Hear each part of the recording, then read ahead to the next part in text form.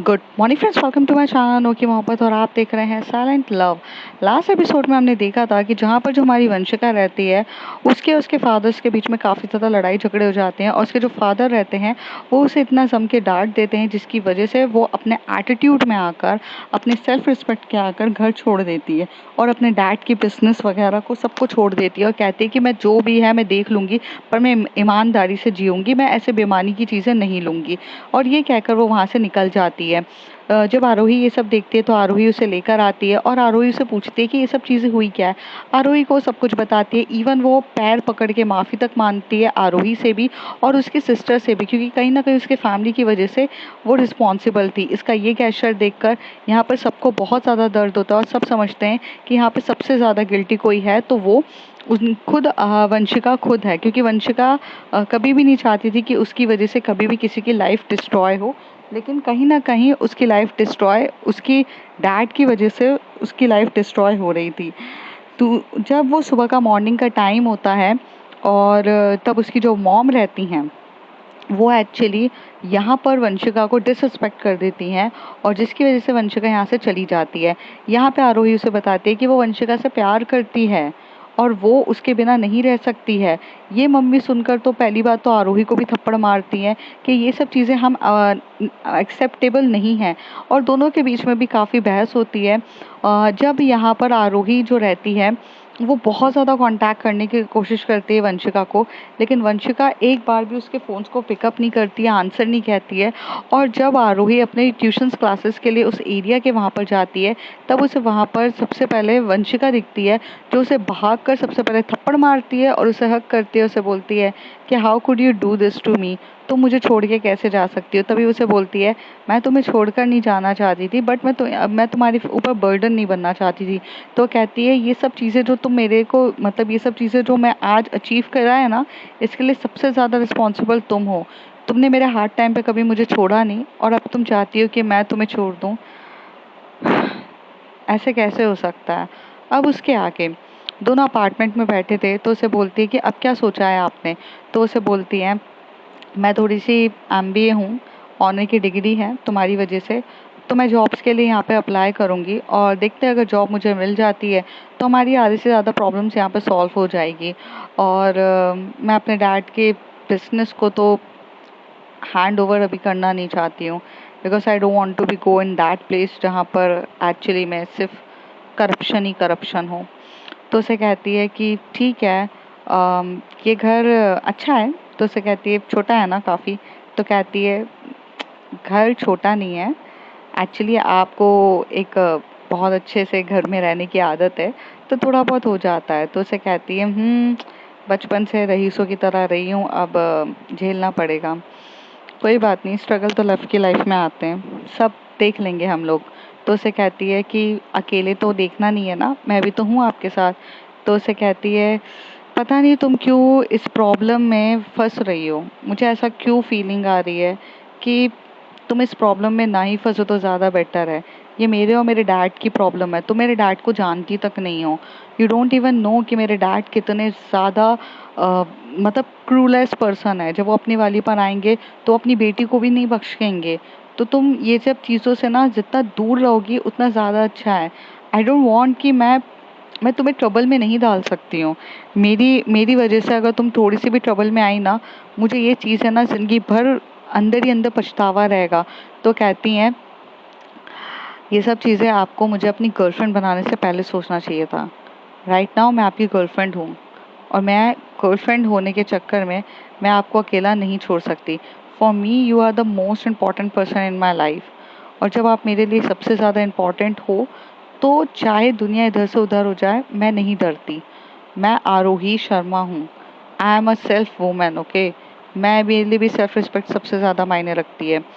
मैं स्ट्रगल करने के लिए भी तैयार हूँ, बट मैं आपको नहीं छोड़ सकती। तो उसे कहती है पर मैं तुम्हें मना कर रही हूँ, मेरे डैड बहुत क्रूलेस्ट इंसान है, तुम नहीं जानती हो उन्हें। तो कहते वो हमें मुझे नहीं जानते हैं ना, वो मुझे नहीं जानते हैं कि मैं अपने मोहब्बत के लिए कितनी ज़्यादा हदें पार कर सकती हूँ। तभी वो कहते हैं अच्छा ये सब बातें छोड़ो, सैंडविच तो काफ़ी टेस्टी बनाया था। तो उसे कहती मुझे खाना अच्छा बनाना आता है। तो उसे कहती है हाँ बाबा, तुम्हें बहुत टेस्टी खाना बनाना आता है, मैं ये जानती हूँ। मैं ये कह रही थी कि आंटी के साथ कैसा चल रहा है। तो उसे कहती come on, okay, right now मुझे इस बारे में कोई बात नहीं करनी है। तो कहती है ये अच्छी बात है, तुम मेरी फैमिली के बारे में बात करती रहो, और मैं जब तुमसे तुम्हारी फैमिली के बारे में पूछूं तब तुम मुझे मना कर दो। This is not fair, girlfriend हो तो मुझे ये हक भी है जानने का। तो उसे कहती है वंशिका, तुम्हें पूरा हक है हर चीज़ जानने का, बट मॉम की बातों को इतना बुरा मत लो यार, वो तो तुम्हें पता है ना स्टार्टिंग से कैसे। तभी उसे कहती है कि यार मैं तुम्हारी मॉम की बातों को बुरा ले भी नहीं सकती हूँ। मुझे कभी कभार देख के ऐसा लगता है कि वो एक ऐसी लेडी हैं जो अभी भी बच्ची हैं, और बहुत चाइल्डहुड वाली आदतें हैं, वो अभी तक शायद से उनका बड़ी हुई नहीं है वो। तो एक नादान बच्ची की बात को तो बुरा तो मान भी नहीं सकती हूँ मैं।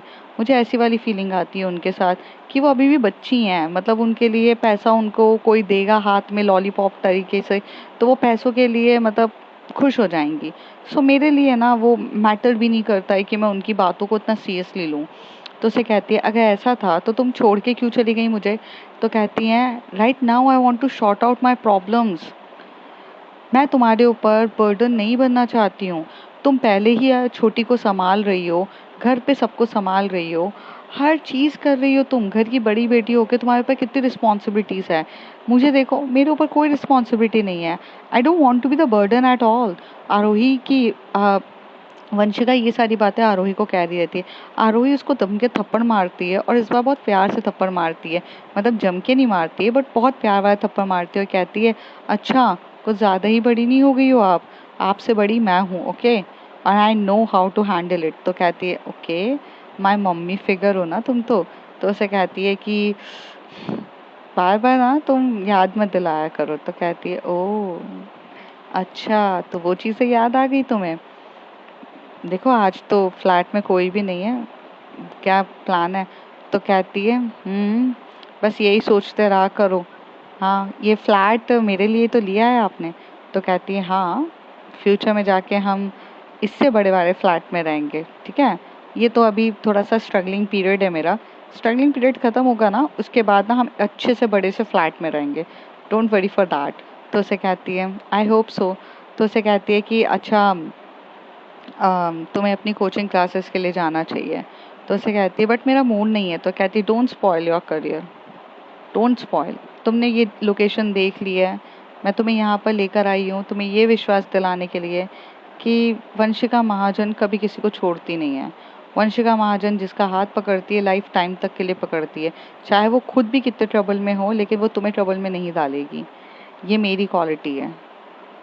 तो मैं तुम्हें यहाँ पर इसलिए लेकर नहीं आई हूँ कि तुम यहाँ पर बैठ के मेरे साथ बातें करो और हम यू नो थोड़ा सा कपल वाले मोमेंट्स बिताएं। वो लाइफ टाइम तक चलता रहेगा। अभी इम्पॉर्टेंट ये है कि तुम अपने करियर में ग्रोथ करो। और वैसे भी अम, मैं जॉबलेस हूँ, और अगर तुम्हारे पास भी अगर मनी की सिचुएशन प्रॉब्लम हो गई तो we are going to be face a lots of problem ना।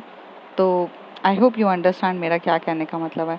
तो उसे कहती है डोंट वरी फॉर दैट ना, I am ready to bear your all the expenses. तो कहती no you don't have to be bear my expenses. तुम्हें मेरे एक्सपेंसेस कुछ भी उठाने की ज़रूरत नहीं है, क्योंकि मैं अपने एक्सपेंसेस उठा लूँगी, मेरे पास सेविंग्स है। मैटर ये करता है तुम्हारी फैमिली तुम पे उंगली ना उठाए, इसलिए तुम अपने करियर पे फोकस करो। तुम्हारी फैमिली जिस तरीके से है उस हिसाब से आई थिंक कि तुम्हें अपने करियर पे ज़्यादा ध्यान देना चाहिए। मैं कहीं नहीं जा रही हूँ, मैं बस अपनी थोड़ी सी प्रॉब्लम्स में उलझी हुई हूँ। मेरी प्रॉब्लम सॉल्व हो जाएगी, मैं देख लूँगी, ठीक है। अभी तुम आराम से जाओ। ऐसे कह के वो उसे वहाँ पर गेट ओपन करती है, उसे जाने के लिए कह देती है। आरोही का बिल्कुल भी मन नहीं करता है कि वो अपनी गर्लफ्रेंड को छोड़ के जाए, वो भी इस कंडीशंस पे। पर जैसे कि उसने उसे बहुत प्रैक्टिकली वाली बात करी थी कि तुम्हारे घर की भी सिचुएशन कुछ ज़्यादा बेटर नहीं है, तुम्हारी मॉम जिस तरीके से बिहेव करती है ना, अपना करियर डिस्ट्रॉय मत करना। क्योंकि बहुत मेहनत लगती है ये सब चीज़ों को बनाने में, और डिस्ट्रॉय होने में सिर्फ थोड़ा सा वक्त लगता है।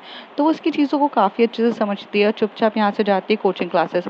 वहाँ पर आरोही के नाम की कोचिंग क्लासेस चलती थी, क्योंकि आरोही बहुत अच्छी थी पढ़ाने में। तो वो वहाँ पर जब पढ़ाना स्टार्ट करती है तो बच्चे बहुत खुश हो जाते हैं कि आरोही मैम आ गई हैं, और अब वो उनको वो हैंड ओवर चीज़ें, मतलब आगे की चीज़ें वो पढ़ाएंगी। तो यहाँ पर बच्चे इतने खुशी खुशी उसके बाद मतलब पढ़ना स्टार्ट करते हैं। और वो यहाँ पर जब देखती है ना कि बच्चे उसकी वैल्यू इतनी करते हैं, तो उसे काफ़ी ज़्यादा खुशी होती है। यहाँ पर दूसरी तरफ जो वंशिका रहती है, उसके जो ब्रदर्स रहते हैं उसे कॉल करते हैं। जैसे ही उसके ब्रदर कॉल करते हैं तो वो उसे बोलती है कि हाँ भैया। तो उसे कहते हैं, मैंने सुना है तुमने कंपनी छोड़ दी है। तो उसे कहती है, छोड़ो ना भैया, चलता रहता है। तो उसे कहती है व्हाट हैपेंड। तो उसे कहते हैं कि अरे कुछ भी तो नहीं हुआ है भैया, आप ना अपना काम अच्छे से करिए। तो उसे कहते हैं वंशिका, तो मुझे बताओगी नहीं। तो उसे कहती है कुछ भी नहीं, बस थोड़े टाइम के लिए छुट्टी ली है। I am just taking a break. तो उसे कहती है but why you are taking a break suddenly. तो उसे कहती है बस भैया बहुत कर लिया ना जॉब, इतने टाइम से अपने खुद के लिए हैप्पीनेस के लिए टाइम ही नहीं मिल रहा है। आप कहाँ पर इतनी टेंशन ले रहे हैं। बस आपकी बहन अब थोड़ा सा रिलैक्स होना चाहती है। अभी उसको इतनी ज़्यादा टेंशन लेने की क्या ज़रूरत है कि जब उसके भाई लोग तो इतना ज़्यादा कमाते हैं, तो वो थोड़े दिन की तो छुट्टी ले सकती है ना। और क्या आप लोग मुझे थोड़े दिन की छुट्टी नहीं दे सकते। तो उसे कहते हैं कि हाँ छोटी छुट्टी लेनी है तो तुम ले लो ना, हमें उससे कुछ प्रॉब्लम नहीं है। बट यहाँ पर तुम डैड बोल रहे थे you just left that job. तो कहती है अपने ही घर की खेती है ना, बाद में जाके कभी भी ज्वाइन कर सकती हो ना, आप टेंशन क्यों ले रहे हो। सही वक्त आने पे मैं आ जाऊंगी, आप उन सब की चिंता मत करो, ओके, जस्ट रिलैक्स। यहाँ पर वंशिका अपनी मेच्योरिटी दिखाती है, और अपने ब्रदर्स को भी इवन वो ये भी नहीं बताती है कि क्या हुआ था इंसिडेंट, किस वजह से उसने ये घर छोड़ दिया, क्या हो गया, वो कुछ भी नहीं बताती है। हालांकि वो अपने ब्रदर्स को बताकर अपने एक्सपेंसेस के लिए खर्चा ले सकती थी, सब कुछ ले सकती थी। बट वो यहाँ पे इतनी मेच्योरिटी दिखाती है कि कोई भी एक्सपेंसेस के लिए खर्चा नहीं करती है, और बहुत कूल और काम तरीके से अपने ब्रदर्स को एकदम सेफ मोड पे रखती है। थोड़े टाइम के बाद जब यहाँ पर ऐसे ही वक्त बीत जाता है, तो कुछ दिनों तक तो यहाँ पर जो वंशिका रहती है हर ऑफिस में जाती है अपनी डिग्री लेकर, लेकिन वहाँ पर ना हर कोई उसको बोलता है कि that you are the enough capable, और उससे बोलता है कि हम आपको ज्वाइनिंग लेटर देने के लिए तैयार हैं। ज्वाइनिंग लेटर की तक बात हो जाती है, और इवन उसको डेट भी दे दी जाती है कि इस डेट पर आकर आप आप आइए और यहाँ से ज्वाइन करिए। लेकिन कुछ ना कुछ ऐसा हो जाता था कि एंड टाइम पे कि वहाँ पर जो उसको डेट अच्छी खासी मिली हुई है, उसके 1 या 2 दिन पहले उसको एक मेल आ जाता था, और कह दिया जाता था कि that you are the enough qualified, मतलब आप हमारी पोस्ट से इनफ क्वालिफाइड हो, आप ओवर क्वालिफाइड हो, कि दैट हम आपको अफोर्ड नहीं कर सकते हैं। एक बार होता है समझ में आता है, 2 बार होता है समझ में आता है, बट ये इंसिडेंट कंटिन्यूस होने लगता है। 3 से 4 बार होता है, 5 बार होता है। अब उसे यहाँ पर कुछ चीज़ें सही नहीं लग रही रहती है।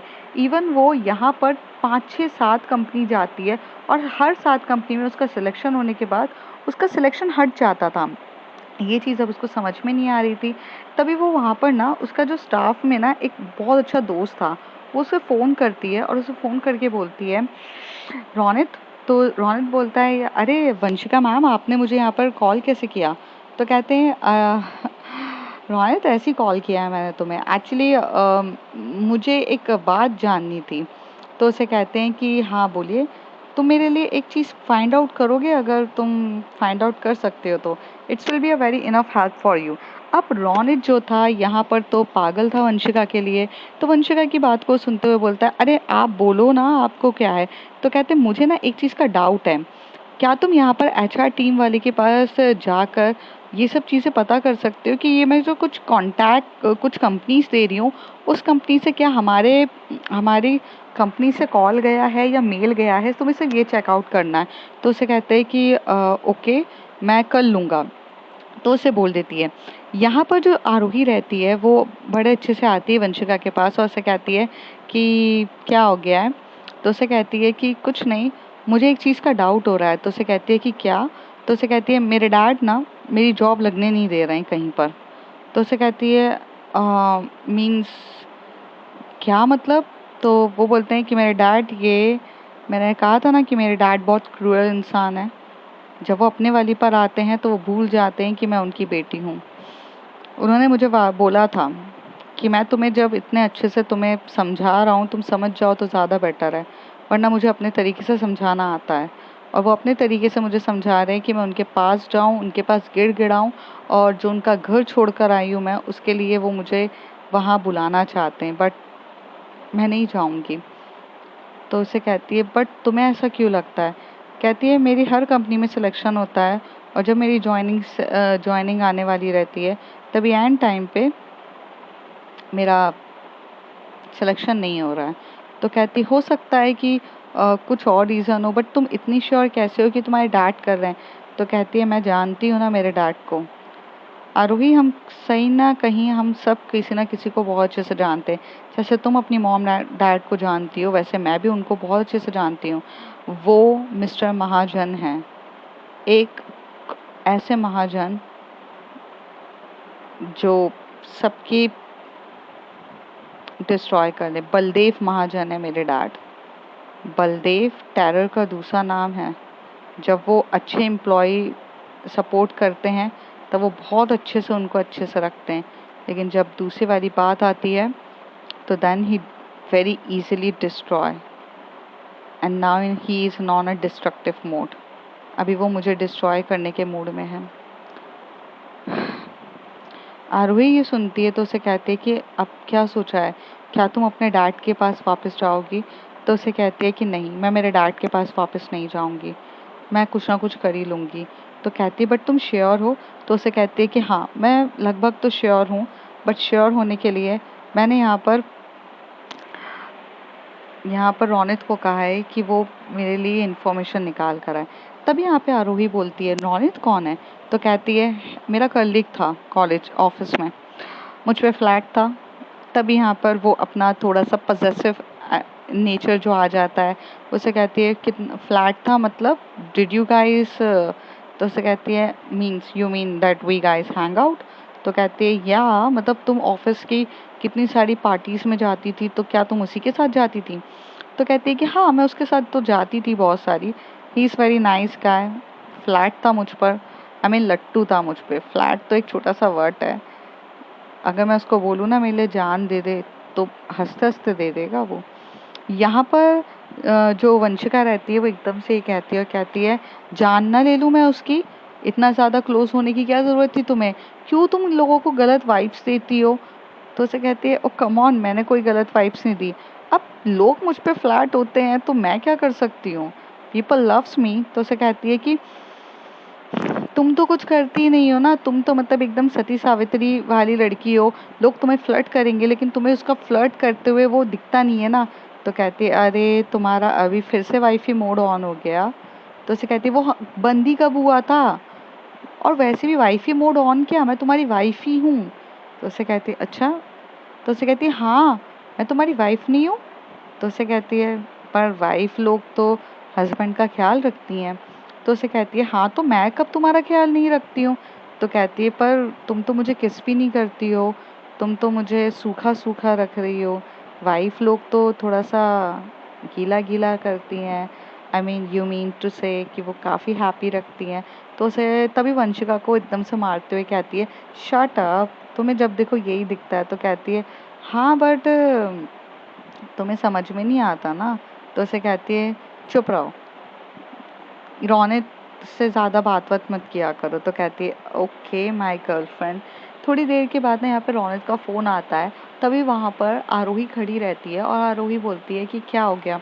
तो उसे बोलती है कि ये उसी का ही फ़ोन है ना, तुम स्पीकर पे डालो। तो उसे कहती है, अरे स्पीकर पे भला क्यों डालना है? तो उसे कहती है, प्लीज़ स्पीकर पे डालो राइट नाउ। वो उसे स्पीकर पे डालती है। तभी उसे कहता है कि आपका बिल्कुल शक सही था वंशिका, ये सारे कंपनीज में जो आपने नाम बताए हैं उसके एचआर डिपार्टमेंट में यहाँ से मेल भी गया है और करी गई है। क्या तुमने वहाँ पर इंटरव्यू के लिए अप्लाई किया था और क्या तुम्हारा सिलेक्शन हो गया था? तो उसे कहती है कि और डैड ने वो सारे इंटरव्यूज़ के लिए उनको थ्रेटन मैसेजेस दे के उन्हें कहा होगा कि अगर मुझे वहाँ पर जॉब दी तो उनकी कंपनी को पूरे तरीके से डिस्ट्रॉय कर देंगे। तो उसे कहते हैं कि बिल्कुल सही, पर अब क्या सोचा है तुमने? क्या तुम यहाँ कंपनी में आके वापस ज्वाइन करने वाली हो?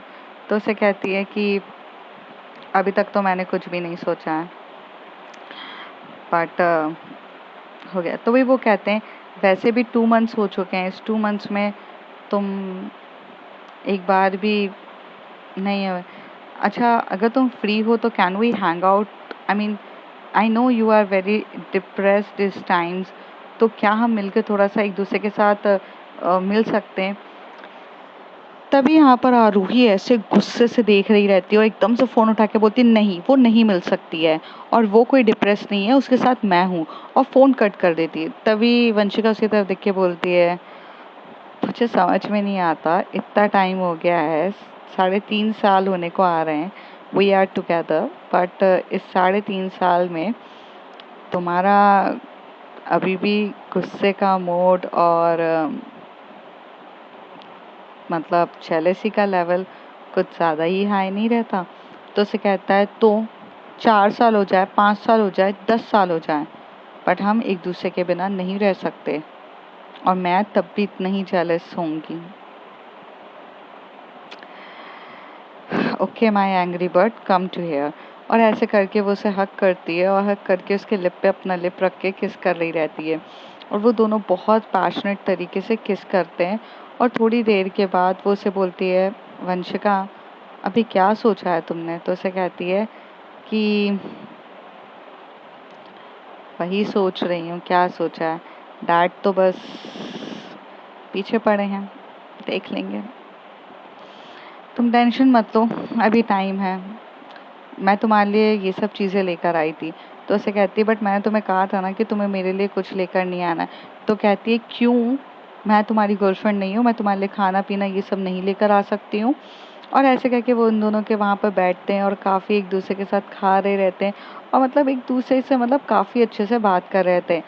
इस टाइम पे it's a very very bad face, मतलब देखा जाए वो वंशिका महाजन जिसने अपनी लाइफ में आज तक कभी गरीबी नहीं देखी, और आज वो इतना स्ट्रगलिंग मोड पे थी जहाँ वो लोगों के लिए पैसे खर्च करना, हैप्पी रखना इतना करती थी, बट आज वो इतनी शांति से बैठी रहती है और कुछ भी नहीं करती है, किसी मतलब कुछ भी नहीं बोलती है।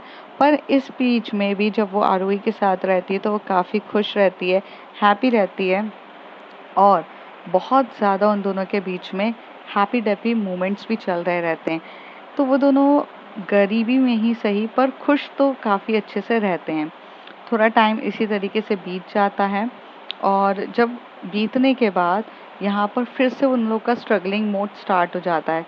काफ़ी ज़्यादा वो एक दूसरे के लिए स्ट्रगल करते हैं, और यहाँ पर जितनी बार हो सकता था सारे इंटरव्यूज़ कैंसिल कर देते। ऑलमोस्ट 6 मंथ्स हो जाता है। अभी 6 मंथ्स में उसके जो डैड रहते हैं वो एक दिन अपने पीए को बुलाते हैं। पीए वहाँ से आता है और पीए आकर बोलता है कि यस सर, मैंने कहा था तुम्हें कि तुम वंशिका के ऊपर ध्यान रखना, तो तुमने क्या इन्फॉर्मेशन लेकर आए हो? 6 मंथ्स हो गए हैं, उसके सारे इंटरव्यूज़ कैंसिल कर दिए, how she handling her expenses, मैंने तुम्हें कहा था कि ये सारी चीज़ों के बारे में तुम मुझे इन्फॉर्मेशंस बताओ। तो उसे कहते हैं कि सर मैंने ना सारी इन्फॉर्मेशंस निकाली है, उसकी फ्रेंड है जिसकी खुद की एक बहुत बड़ी यहाँ पर ना मतलब क्लासेस है, ट्यूशन्स क्लासेस, वो इस ट्यूशन्स क्लासेस मतलब कोचिंग क्लासेस लेती है, और वही उसके एक्सपेंसेस बियर कर ले रही हैं, और उसकी ट्यूशन्स क्लासेस काफ़ी ज़्यादा अच्छी है और वो चल रही है। तो आपकी जो बेटी है वो उन्हीं के साथ काफ़ी ज़्यादा हैंग आउट करती हैं, और यही एक रीज़न है जो बोलने के लिए है। ये बात उसके डैड सुनते तो कहते तो तुम्हें क्या सोच के रखा है तुमने, मतलब क्या सोच के रखा है इतने टाइम से तुमने, मुझे ये बात तुम पहले नहीं बता सकते थे? तो कहते कि बट सर आपने तो मुझे ऐसे बोला था। तो उसे कहते जब तुम्हें ये सब चीज़ें ऑलरेडी पता चल चुकी है तो एक काम करो, सबसे पहले तुम एक काम करो, बिल्कुल भी तुम सोचो मत, और जल्दी से जाकर उस लड़की को डिस्ट्रॉय करने के लिए सोचो। तो वो कहते हैं कि किस लड़की को डिस्ट्रॉय करना है? तो कहते हैं उस आरोही की कोचिंग क्लासेस बंद होनी चाहिए, जहाँ से वो इतना पैसा खर्च रही है उसको प्रॉब्लम में डालेंगे, तब जाके मेरी बेटी मेरे पास वापस आएगी। I want my sister to be back.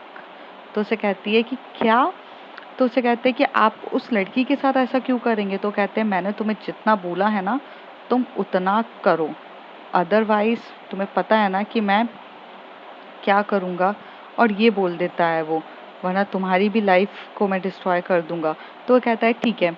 यहाँ से वो कोचिंग क्लासेस के लिए जाता है और उधर पता करता है, तो वो देखता है कि आरोही के लिए बहुत सारे बच्चों की लाइन खड़ी रहती है, उसका नॉलेज बहुत अच्छा रहता है, उसकी हर एक चीज़ के लिए ना मतलब लोग आते हैं, अवेयर रहते हैं।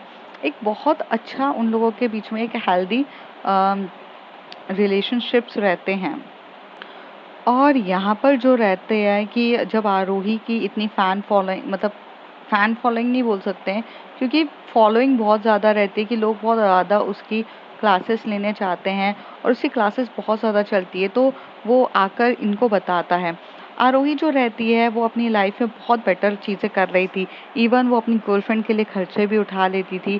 कि एक टाइम था कि जहाँ पर वो प्यारी सी वंशिका उससे खर्चे उठाती थी, तो यहाँ पर आरोही भी खर्चे उठाती है।